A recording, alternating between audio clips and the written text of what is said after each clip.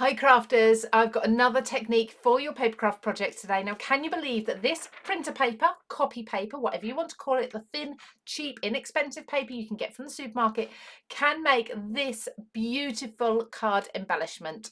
It's like a glassine effect. You know, if you buy embellishments from the shop or from the store, you buy them maybe a few in a pack. With this sort of effect, it's going to cost you a few pennies. You can make this at home for very, very little, and you've probably got a lot of the ingredients already.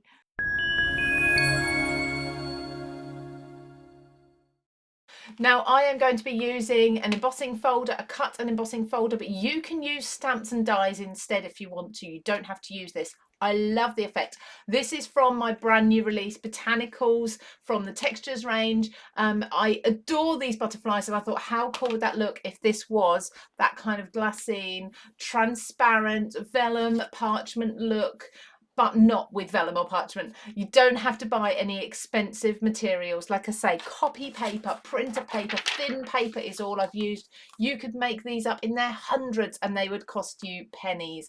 So let's get straight into the technique for doing this. So I've got my copy paper and I'm going to put it into my embossing folder here. And as you can see, you could actually make all of these at once, all 4 butterflies at one time. We'll focus on this large one for now, but the same technique for all of them. As I say, as I'm running this through, if you don't have this cut and emboss folder, well, firstly, it is linked in the description below and it's a brand new launch, so hopefully it's still in stock for you at the moment. But also, if you've got stamps and dies, the outline die, or even just stamps and cut yourself a panel, you can do this same effect, getting that glassine effect in your material. So I'm just running this through my machine. I'll do this in real time so you can see how it comes out. I haven't adjusted the pressure for the copy paper compared to if I was using this with cardstock, so it's still cut beautifully, still got that absolutely wonderful emboss in it. It's really nice and deep. As I say, just so you can really see what I'm doing, I'm going to be using this larger one, but there are 2 smaller ones here as well. I will pop them out another time. Now, you could just do the technique on plain white, but it's going to be really hard to see the detail, so I like to pick out the detail first before I go ahead and give it the translucent look.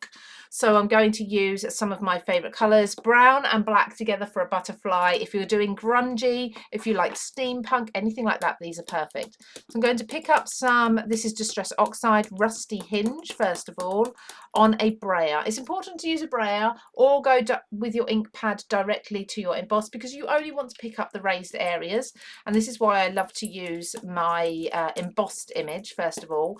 But as I say, if you've got a stamp, then this part will already be done for you. You'll have detail picked out.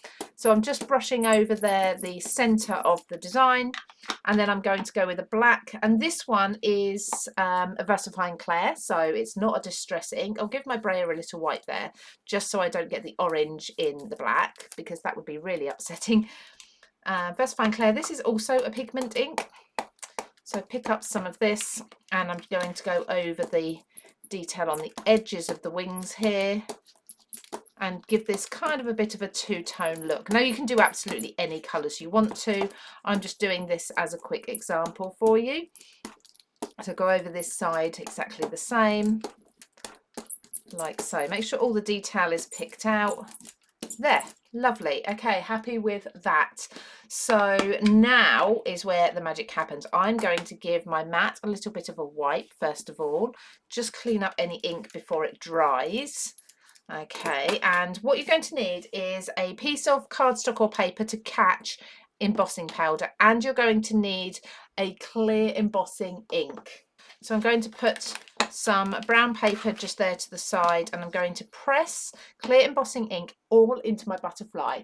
Now, I'm not going to work on the front first because I've just put this ink on. I'm going to give that chance to dry, really soak in. So you can carry on and do this step straight away, even while the front is a little bit damp from the ink still.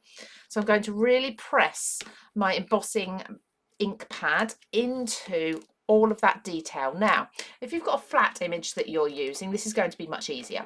So if you've stamped an image and you've die cut it, so it's not got the embossed detail in, this is going to be really easy for you to do. I've got a lot of detail, so I need to really press to make sure this embossing ink is capturing every single square millimetre of the back of my cut. So that should all be covered. We'll soon see when we put the powder on whether or not I've missed any areas. A clear embossing powder. I've got a super fine one. Super fine isn't necessarily essential. That's just what I like to buy in bulk in these big tubs. And you don't actually use as much embossing powder as you probably think.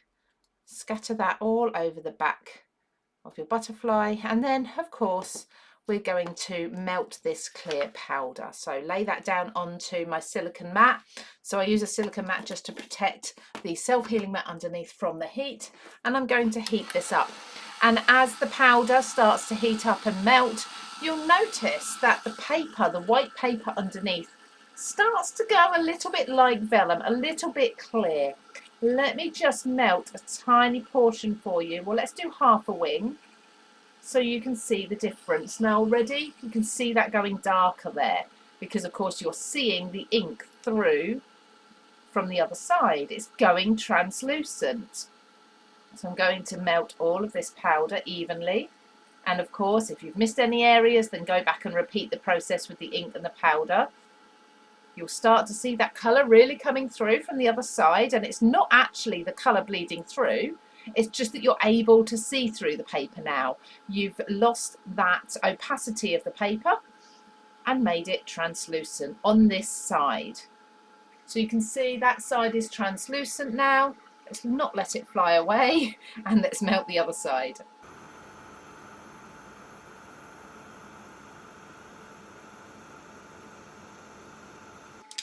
Now it looks like down the bottom here I didn't get any ink. I must have missed that area, so I'm just going to press that bit into ink. Of course, press it into my powder, which is just off to the side here, and then melt that bit too. See, it's very, very easy to see if you've missed any areas. Now that has gone translucent to a point.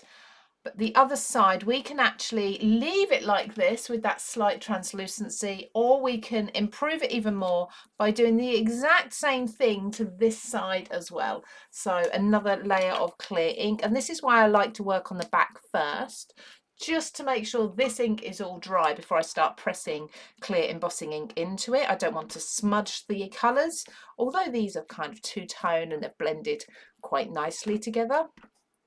So just press that all over, again squidging into the detail. You can use a blending brush or foam applicator if you prefer. I'm quite happy to go direct from my ink pad, and I'm going to pick up this powder. This is me cheating really, rather than getting any more out of my tub, and just sprinkle it over, making sure that every part of my butterfly has some powder touching it. So all over the top there, just minding the fingers. Sometimes where my fingers have been, I need to reapply afterwards. And let's melt this. Now obviously that's melted embossing powder, so you don't want to stick your hand in it as soon as it's finished. Give that at least 10-15 seconds to start drying, cooling off, and then you can lift it up. But we have got this beautiful, as I say, beautiful like glassine effect. It's absolutely stunning. So as you can see on the card that I created with the first one here, I did two additional things. So firstly, I did trim around the edge of my butterfly because I just like the slightly closer edge there. This one's, the ink has caught out on the edge, which is really nice, but if you want it a little more defined, you can take your scissors and cut those out. Secondly, I don't know if you can tell, but on this side I used some collage matte medium. So this is the Distress Collage medium in matte. I have given my butterfly 2 coats of this on one half. So on this half I gave it the 2 coats and not on this half. Can you now see how much more glossy this half is? There is still some sheen because I've got very bright lights directly down onto my desk, but it really has taken that sharp glossiness off of the butterfly. Now you could probably do a couple more coats as well. It doesn't affect the translucency. As you can see, you've still got that beautiful vellum parchment look, and that started off, as did this one, as copy paper. Can you believe it? I just absolutely love this technique. If you like this idea, please do let me know in the comments whether you're going to try it at home. Like I say, stamps and dies, you can do it with those as well. I'll make sure I've got some more projects on my social media showing you different ideas with the copy paper and the clear embossing effect here. So thank you for watching, everybody. You'll find this particular cut and emboss folder linked down below, and the rest of the brand new Textures Botanicals collection as well. Thank you for joining me. Take care, and I'll see you again very soon.